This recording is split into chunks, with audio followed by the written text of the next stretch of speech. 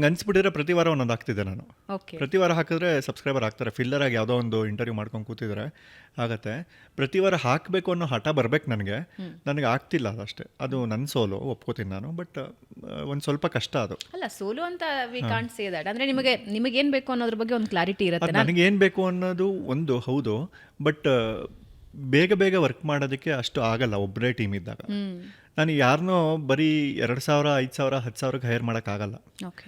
ಅವ್ರಿಗೆ ಬಂದಾಗ ಅವನು ಈಗಲೇ ಬರೀತಾನೆ ಅವನಷ್ಟೇ. ಅವನು ಯಾರೋ 2 9s 98 ಅನ್ನೋನಿಗಿಂತ 2 9s 78 ಅನ್ನೋನು ಸಿಗ್ತಾನೆ ಅಷ್ಟೇ.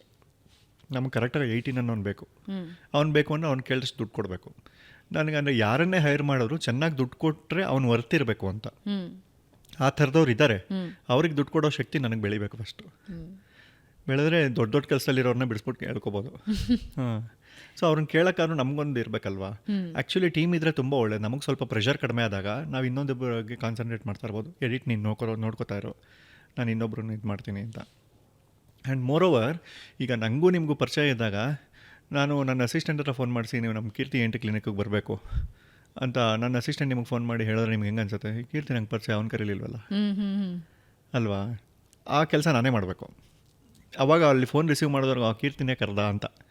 ಕೀರ್ತಿ ದೊಡ್ಡ ಮನುಷ್ಯ ಅಂತಲ್ಲ, ಅವ್ನ ಟೀಮ್ ಅವ್ನು ಕರಿತಾ ಇದ್ದಾನ. ಹೌದಾ, ಓ ಇಷ್ಟೊಂದಾ ಅಂತ.